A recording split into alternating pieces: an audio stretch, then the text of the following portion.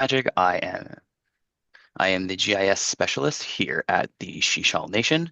I would like to, as we have done the land acknowledgement, I just want to say thank you to the Shíshálh Nation for employment and everything else that I deal with them. How wonderful they've been of a people for me and working for them. So today we're going to be discussing the joint land use plan that we have with the BC government. So it's the Shíshálh BC Joint Land Use Plan. And we are right now at a certain point in the phase. We're at phase 3, and we're just going to jump into sort of things about it. So this is, I'm going to jump to the first slide, um, a first step based on a signing of our foundation agreement in 2018. Part of the foundation agreement signing was that we were going to do this land use plan jointly between Shíshálh Nation and the BC government to protect the entirety, to discuss a long-term plan and goals for the entirety of the Shíshálh Suia, or the territory. As you can see, it's outlined. These are things that we're going to continually do, working hand to hand with the government and making sure that we here, the Shíshálh Nation, are brought to the table. And by we, I mean the Shíshálh people. I am not of the Shíshálh people. Um, and this is the mandate that was put forward at that point in time, that it needs to be done within the next 10 years, I do believe, roughly around. So we are working on it now, and the final process date end date is hopefully 2027. Main mandate is to have this joint project together, and is to be a draft level draft of the land use plan to cover the entirety of the SWIA. The SWIA is our traditional territory, and it will component. Now we have it say at 4 levels of engagement. We are on phase 3, so we're the third phase. The fourth phase may not occur. We are still up in the air on that one. For last phase, phase 2, which is the one we just finished, was of current condition assessment, which will be a good point of what this presentation will involve. Um, nah. So on to the next step. What is the Shíshálh Suia? It is an area of a little over 500 hectares here, mostly water access based within the area, covering a large number of things, where majority of people within the area live on the lower half of the land, and mostly their concerns are there. When we realize that the Shíshálh Suia is a much larger area, this joint land use plan is to basically be on lands within the SWIA that are not nation lands, that are not fee simple federal lands, or anything that is private. It's a very key thing to make sure that we state these sort of things, because one of the main concerns a lot of people are, what's going to happen to my own private land? We're not doing it for that. Private lands are private lands. These are for everything else in a large scale, 100+ year planning process. This is not to be a 5-year plan, 10-year plan. This is to be upwards of 100 years that will guide multiple other plans, such as forestry, mining, even hopefully help feed into local OCPs. We're hoping it will feed into them. We're trying to align with them, but it is something that is done congruently with different governments. So we are going to focus this on multiple different aspects, and the planning tables come up with a few different types of aspects of where we want to really plan. Which next slide will show. We have it based on the different biodiversity, watershed integrity, the different aspects of socioeconomic and sustainable economics that's going to involve, again, back with the forestry element, mining, and one of the big things that hasn't been considered previously would have been recreation, because we are a premier recreational destination as of COVID. A lot of people started coming this direction, along with making sure that we do also focus on shíshálh culture, to make sure that all of them are focused on equally and create the cumulative impacts that are occurring at the current time from all these different aspects, plus what different things are coming with climate change, to see where we can move forward with our planning of this sort of situation. So at the current point, we have that whole idea of it being current conditions. So we took everything and looked at what it is at the current snapshot of, at the time, between 2023 and 2024. That's when all the data was compiled. So what kind of different key deliverables are we looking for in this sort of situation? And by the very end, we will have our land use zones, so different zones based on things such as conservation areas, cultural emphasis, which would mean an area that could possibly use for other things, but we're making sure that emphasis is on shíshálh culture use before anything else, either major things such as mining or forestry, and making sure that these areas are able to be used for harvesting based on plants, animals, anything else that would be used for traditional medicine or traditional projects. Different land use designations. Are we finding different areas that should be considered conservation areas, different wildlands or habitat areas?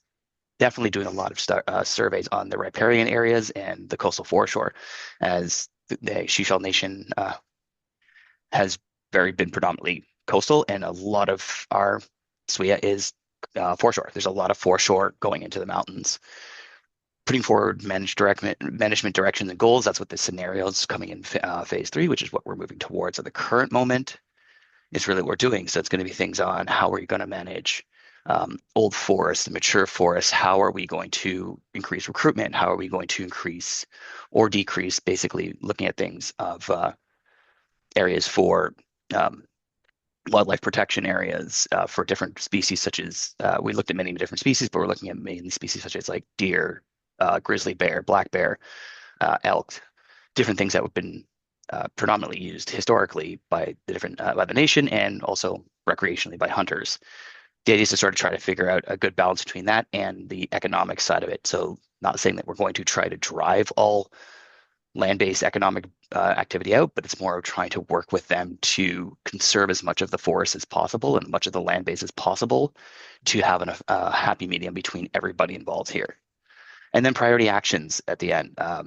Water is a big issue on the coast. We do have droughts almost every summer that come about. We're trying to figure out ways to conserve water, different plans on how these different conservations are building or withdrawing from different areas, how they will affect the land base and such, to understand how we can move forward with this and not planning something that, say, we have a stopgap that'll work for 10 years, and then in 10 years again have to revisit it because we've hit that emergency again. We've gone beyond that stopgap. So it's this sort of idea of trying to plan a lot of different aspects all at the same time. And here's where it gets a little fuzzy, is how exactly are we planning it and where does it go to? Because the land use plan is really high-end strategic, where it's covering the entirety of the SWIA, where then we get down to tactical and then onto operational, which I'll cover in the next spec using a few examples. So again, with the land use plan, where it's going to be strategic level, we're going to be very high in the broad level of values. So we're trying to protect things on a watershed base, not a little section within the watersheds. So it's not of just the low land within a watershed, not protecting the high end, not protecting the lower ends. We're just having it set so that we're going to be at a very low level, at a very high level, very robust ideas and management priorities to be put forward, which then can feed into things such as which we have an FLP here listed, which is your forest license planning. So it's for forestry, allowing them to see how much their annual allowable cuts may be, no harvest areas, whether temporary, figuring out different situations such as old growth management areas or connectivity of plant species and such, so that not only can the forestry industry, the forest recover, but also wildlife can recover and we don't lose any of the endangered species that we do have in the area. And then it feeds down into smaller things that are operational for the even smaller sections. So it's guiding principles that kind of flow down, similar to a river in a sense. So you have your tributaries coming together to form into the one that feeds down into the final product at the end. These are guidelines. These aren't going to be exact. They're going to be things that will have some sort of a little bit of wiggle room, but that wiggle room will be dependent on shíshálh values and how the shíshálh values at the time and how the BC government and how conditions change. And that's the whole point of this, is to try to guide those conditions and sort of try to see ahead while having these management goals and plan in place to see that yes or no, they are working. It's a lot of information. As you can see, the slide colors changed because as I'm moving through this, the main presentation here, which slide's very short, is this, because the meat and potatoes is really the main thing that came up is our story maps. We on the shíshálh and BC side have spent the past year producing a very vast series of story maps. Once I switch over to it, I will put it into the chat so you can definitely take a good look at the information. There is a lot, and I mean a lot of information on this. You will definitely be able to go through and see a lot of different things based on what's happening in there. We have it broken down into those different things. So we have the cultural values, and then we list out our cultural values. We have our wildlife values and list out the wildlife values, socioeconomic, recreation, these sort of things, coastal foreshore, cumulative impacts. A lot of this information broken down into different parts, very easily accessible. And then we have a mixture of a story on it. And then we also do have very interactive maps with turning on and off layers. And you get to see every little aspect of how we're moving forward with this planning. There's a great amount of information that goes into this, and which is what put us into the next phase of everything, which is the scenario planning. We're very much in the early stages of the scenario planning, so a good chunk of this is showing kind of the idea of what's come across. At the same point here, I'm going to take a moment to just kind of talk that as we completed phase two, we did a lot of public engagement. And in that public engagement, we reached out to everybody from local businesses, recreational companies, so Tourism BC, along with mining, forestry companies. We reached out to basically every different type of group we can think of in that sense. And then also held open houses for the general public so they could come in and express their concerns after having a chance to see this website because it is entirely publicly available. Running through it with these people and asking them for their feedback on a large number of things.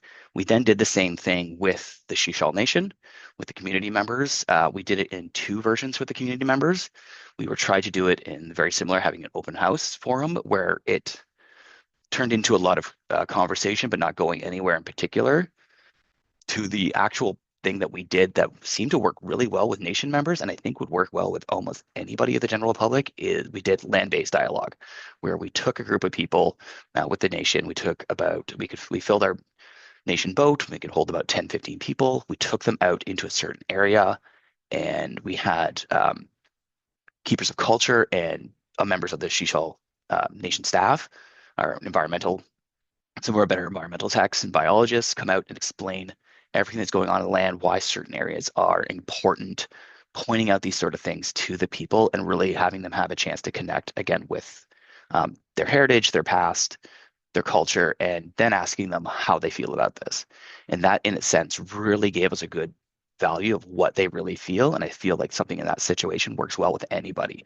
You take them out into a certain area and go, hey, this is what this area is used for. This is what it's previously used for. Here's the information that we've come through and all this different data that we have on this. But here's the actual area. Here you're looking at it. What is your idea here? And then taking them back and explaining, like we did. We took this information and explained it all to them while having them on the land base, and it really did really allowed them to connect with what values they really want to keep. And that's sort of, I think, the thing that we really want to have, because the main thing we found with the public open houses, a lot of people came to air a few different grievances, and they aired their grievances very respectfully. I will say this: the general public, they were upset. They wanted to air some grievances about different forms of government that didn't even involve anything we spoke about, but they were very respectful for it. They sat down, they talked with us, and as soon as we hammered forward that we were not going to do anything with private lands, because the main concern with a lot of the citizens was their private land. They're terrified rights are going to be taken away.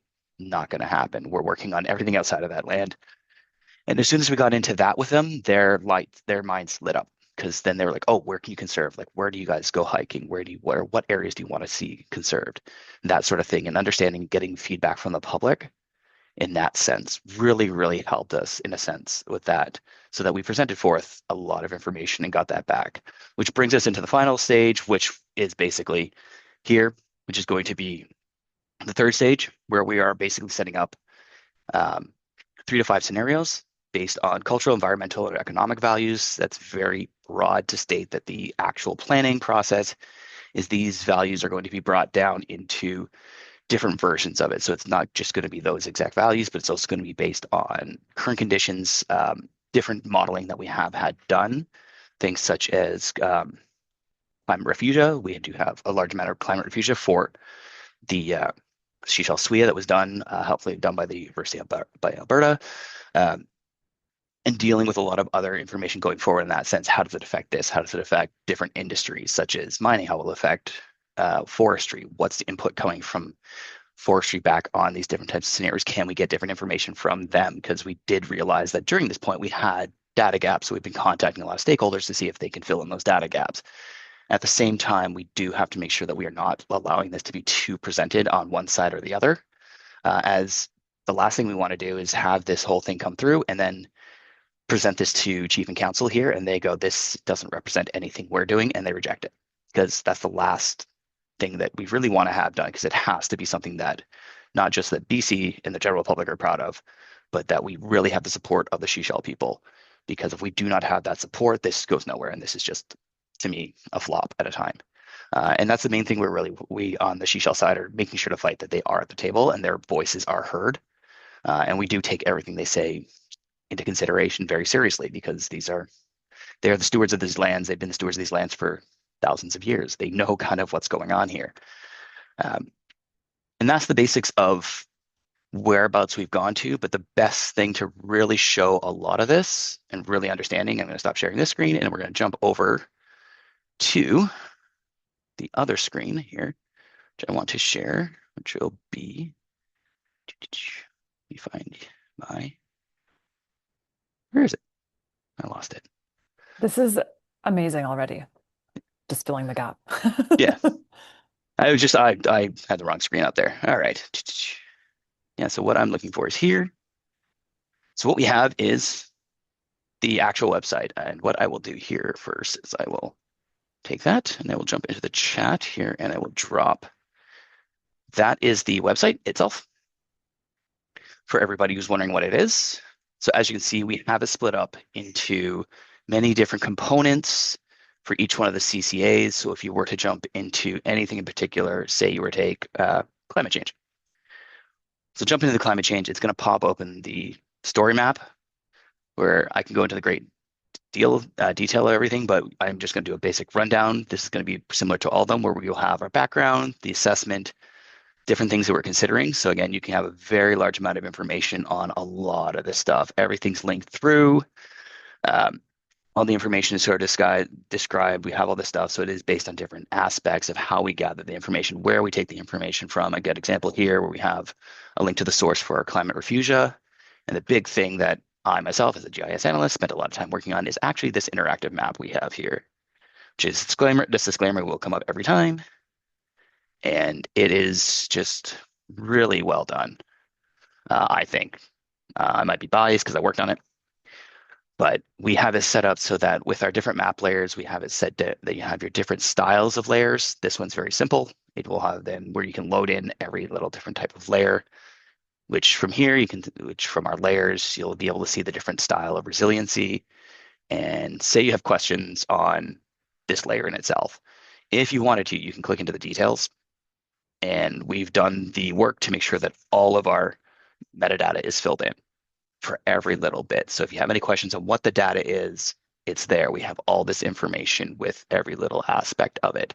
It's quite amazing in my mind of how much work we've done towards all this.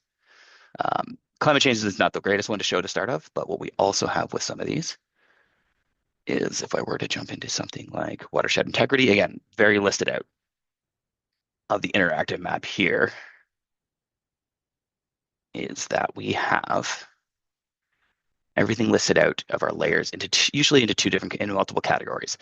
So we'll have those that are shíshálh SWIA, so it's going to be that. It's going to be mainly a boundary. We'll always have our planning area so that we can basically tell people, yes, as you can see here, anything that's not grayed, the grayed out areas where we're working, but as you can see, we don't have any of the private lands. We usually have it broken down into your risk rating information, what your different indicators might be, our indicator layers. So these are the main indicators that we used for different for the different things for developing this, and we are using for developing the scenarios, compared to our supplemental data, which most of them will have a good chunk of it. We've spent a lot of time thinking about the different aspects of what we want to have in here, from different parts of the the timber harvesting land base, to where mines are, to different roads, different types of disturbances, listing off different areas, going in through and finding, not just doing a lot of research into the background research into certain things. A good example of that would be the trail networks throughout the SWIA. Majority of the trail networks that are on here, if you try to find an actual official trail network from BC government, it's very small. We went into pulling from things such as open sources, open data street maps that are mainly used for a lot of different companies. Anybody who uses any of the online apps such as Trailforks or Gaia Maps are owned by the same company. They use OpenStreetMap, and then from there you can access all of these trails. So this trail information is other things that we found, finding all the different information, contacting those people, and having a number of different contractors also help develop certain parts of it, so that we weren't relying on things such as a good example of that is relying heavily on VRI data. So the Vegetation Resource Index, a lot of that is done is calculated, and some of it we have found to be a little off. So we have had pieces of information that ground truth. We have had terrestrial elevation models built for us by other companies so that we can actually see all the different information that we have within all of this. It's very robust, and I honestly suggest a lot of people go through the website because there's a lot of questions that could come up through just that in its upon itself of the data, why we chose it, what we did. And just looking at it, there's just incredibly a large amount of it, which really leaves me kind of to the end of where I'm going with this kind of presentation for the simple fact that we're moving forward at the current moment with the scenarios. And scenario planning is probably one of the more intense parts right now, is that we have a lot of people who we've spoken to prior to, hey, here's what we think. We've got their feedback. And then a lot of people are like, we would like to continue talking to you. We've had a lot of people who really want to have their hands on the table, and we are just sort of trying to say, we can't have everybody at the table. We would like to hear what your concerns were. And then from those concerns, we would like to continue going forward and have them written down so that we can continue going through this. We have a whole what we heard report, which I'm unfortunately not going to be sharing because I haven't read over through it entirely myself. There's a lot of information that we heard from multiple people. I was in the room for the majority of hearing it, so it's just going to be reiteration for everything I've already heard. But the scenario planning really is the difficult part now, because now we have to choose, how do we actually weight all of these factors? How do we choose which ones to weight higher, which ones to weight lower?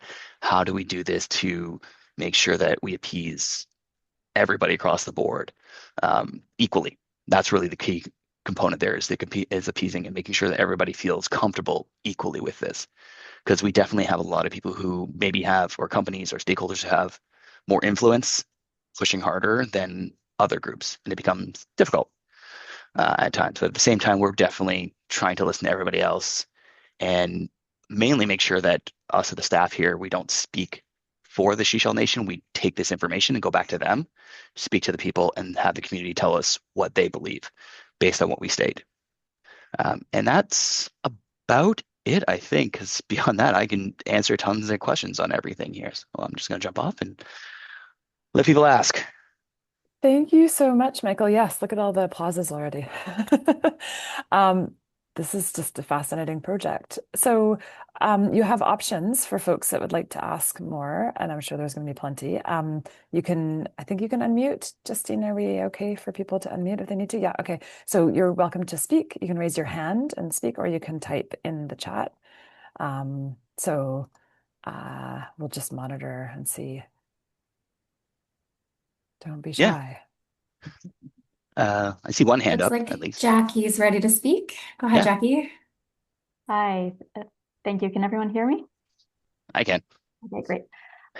Thank you so much, Michael, for your presentation. That was really, really, really inspiring to hear about.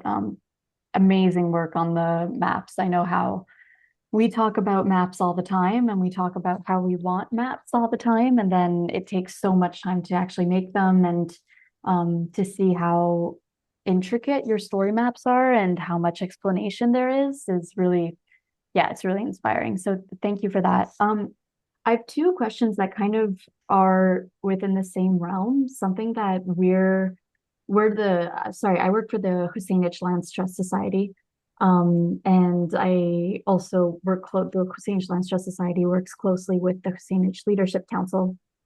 And a lot of, whether it's land use planning, whether it's strategic planning, that we do, we try to have it informed by community as much as possible.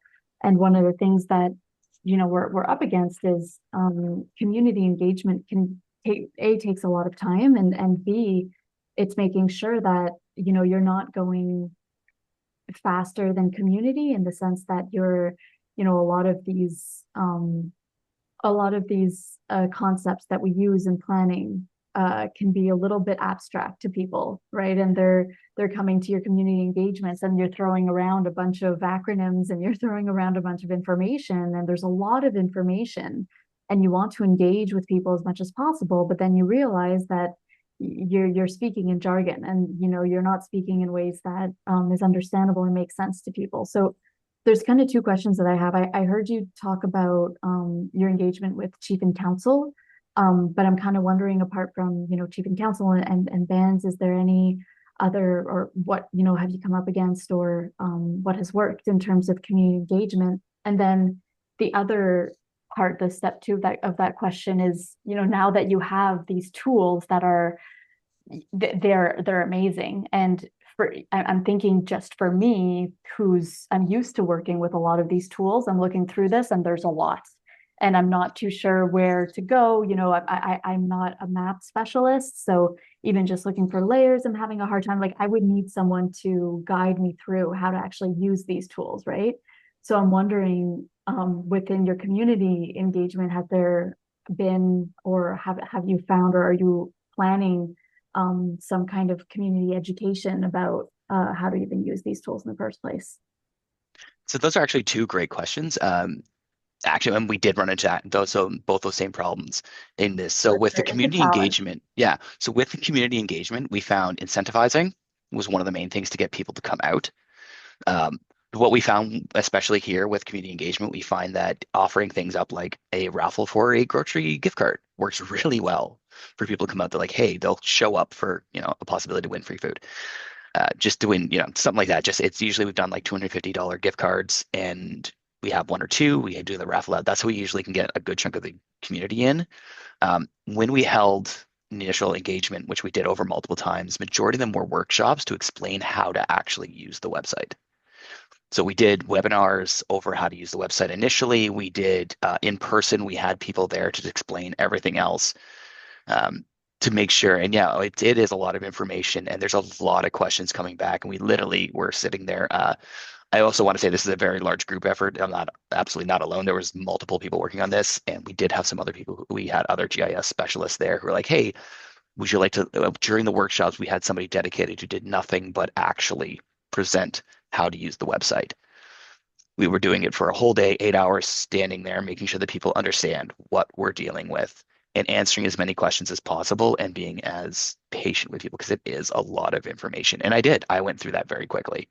I definitely didn't go over how to explain it. And I do know that within that first bit, when we have the disclaimer, it should have some explanation about how to use the website. We did try to put as much information in there as possible to make it as user-friendly as possible, but it's difficult. And we did also offer elders in the community, if they wanted to, have private sessions with us to sit down and go over it with them on how to use it. So yeah, there's a large, it's really working with them and being slow, because one of the biggest problems, especially with community engagement, is community burnout and engagement. Because it's not just one project, there's going to be multiple other projects going on at the same time, and they're just going to be, again, how we've already heard this, but they don't realize if they have or haven't heard it. So it's hard. It's hard, and we just try to keep an optimistic look and planning it out.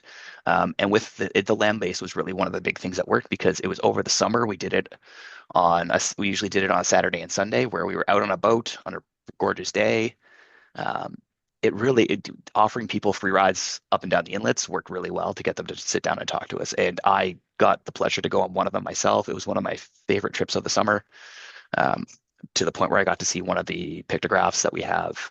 It's one of the best known for the Shíshálh Nation, and I got to see it in person, and I'm like, it was absolutely gorgeous to have a moment for that. So it's getting people out of the land, especially the community members, because it wasn't just chief and council, it was definitely with the community members, really helped getting them out there and talking to them about it. Amazing. I love the land-based engagement. Yeah. Too, because I think a lot of the times with us too, we're doing a lot of indoor like presentations and sharing meals, and that definitely works. But having land-based engagement is a really, really good idea too. Yeah. We also kept it very poignant. So we would do like a land base. We would have people who were gatherers, who were like medicine gatherers, and we took them up to an area where they know there might be medicine, that kind of thing. We kept those very strategically pointed towards certain things, so we weren't overwhelming them with too much information. Amazing. Thank you so much, Michael. No problem. I want to go. Your first slide, your picture is like, it's so beautiful there. There's many. A lot of the pictures. We used to do boat trips with the community, and they graciously would allow employees sometimes to go along. And I think the first time I went, I came back with about 165 pictures of the landscape. Would anybody else like to raise their hand and ask a question or go in the chat?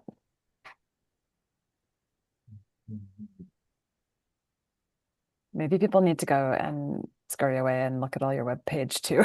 Yeah, I fully, honestly, take a moment, take a look at it. Oh, Jackie seems to have a question again. I mean, I don't want to take up all the space. So if anyone else, but if no one else has a question, I'm happy to ask more. Okay, I'll let Suzanne, why don't you go before? Thanks. I have a million questions. I love this work that the Shíshálh Nation has done. I just really want to say, if for anybody who hasn't gone through that website, you can spend a month in there and still not see it all. It's so good. And one of the things that I really value is just that it's all public. Like I engage in a lot of different processes and looking for maps, and this is, the cry of the NGO community is we don't know what the real data is, and inventories are old, and so it's a huge body of work, and it's so useful for us, and I love it. Thank you.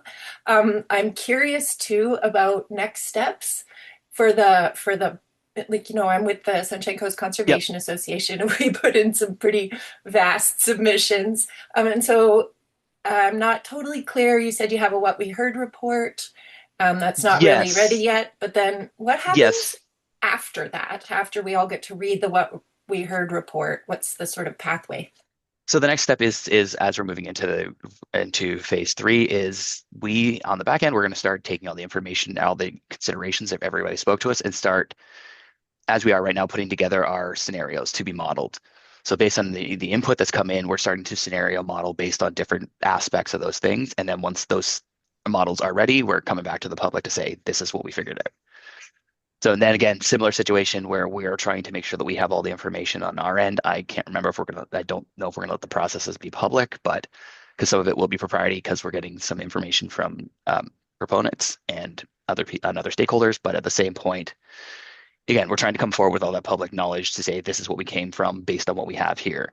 What do you think? And that'll be the end of phase 3 when we get to that point. But right now we're very heavily trying to figure out the scenarios and trying to really figure out how to weight everything properly because it's difficult. Yeah. And if I may, Michael, the pressure of proponents one way or the other can be pretty heavy, and that is obviously a concern on the conservation side too. Very That much so. Yes. yeah, It's a concern. It's definitely a concern for us as well. Yeah. So we're definitely taking that concern into consideration quite a bit and making sure that we're not getting pushed around by any particular one group in a sense. yeah. Thanks. Thank you. Marcy?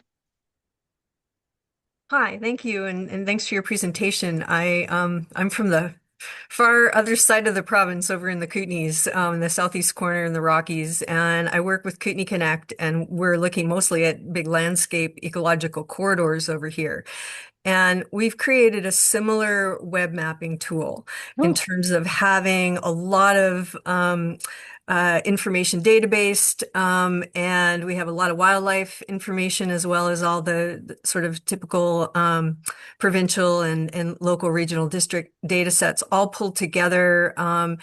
And what we're finding is, and what I wanted to ask you is, how are you getting people to actually use it?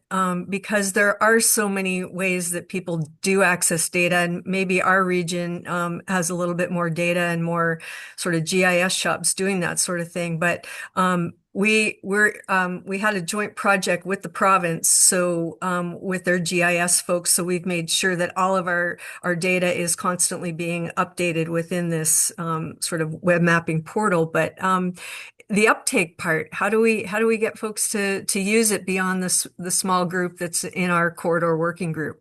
That I honestly not entirely sure how to answer in that one for the simple fact that presentations such as this, talking and getting the information out, I know that the stakeholders and people around us have been using it. The one thing that I have noticed is the community here on the Sunshine Coast are incredibly involved. They really like to dive into. They wanted this information. They wanted that information. So we've definitely had people who want to dive into it. And I know that a lot of other conservation groups and even when I say proponents, I'm talking forestry and mining, looked at this.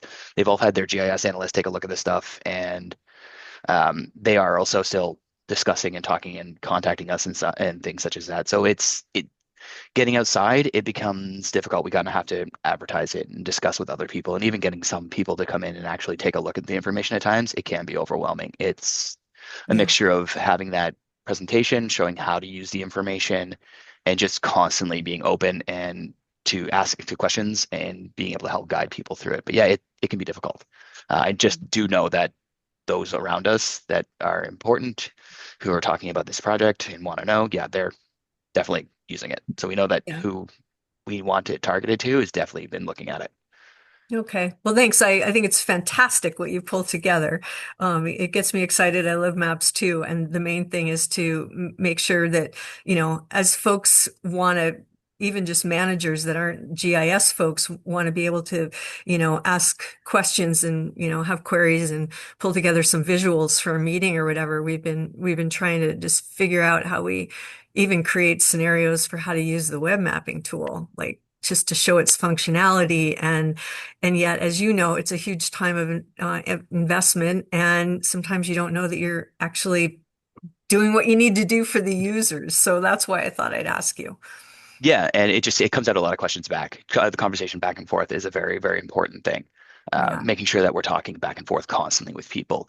I find that just in my day-to-day work, as I am the GIS specialist, I know mapping really well, and I'll have people ask, "Hey, can you make a map of this? Is that possible?" And sometimes I just got to tease out a little more information. So it's just having a more in-depth conversation and asking questions that I find really works with some people when they're trying to figure it out. Okay. Thank you.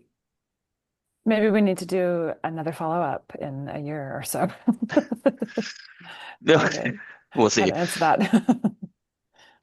Yeah, I don't know if you want to see me just. I was just gonna. If you want to see me crying under my desk at that point, okay, No. that's just a joke. Don't worry. It's an intense process at the current moment. We're definitely moving forward. Declan, did you want to ask your question still? Sure. I mean,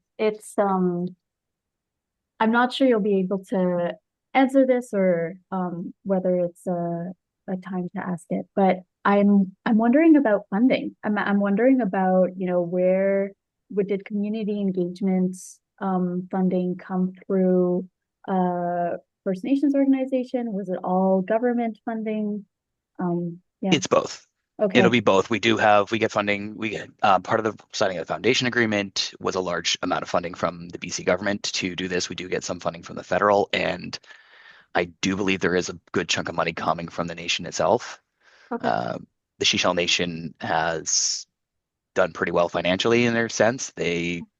Because we have a very large open pit mine right in Shíshálh, and it is on Shíshálh lands, it has done very well, producing an income flow for the nation, and they've done a great job of making sure that they don't waste it. And they've been saving, so they have the ability to run these kinds of projects. Okay. So And yeah, they just are lucky at certain points. They've been lucky and smart. and this was through a ABC negotiation table. I'm not entirely sure. This was done before I joined the nation, so I can't exactly explain how all the funding came about, but I do know that it is split between multiple parties. Okay. Okay. Yeah, thank you. Yeah.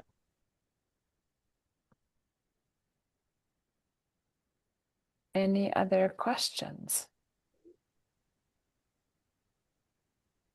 And we can also stop recording fairly soon. So last call maybe for recorded questions, and then we can stop recording.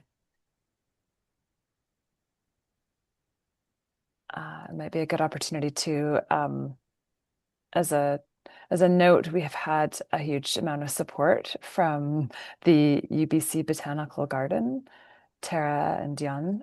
Thank you so much for your support with all of this work and delivering this webinar. Okay, well, why don't we stop recording, and then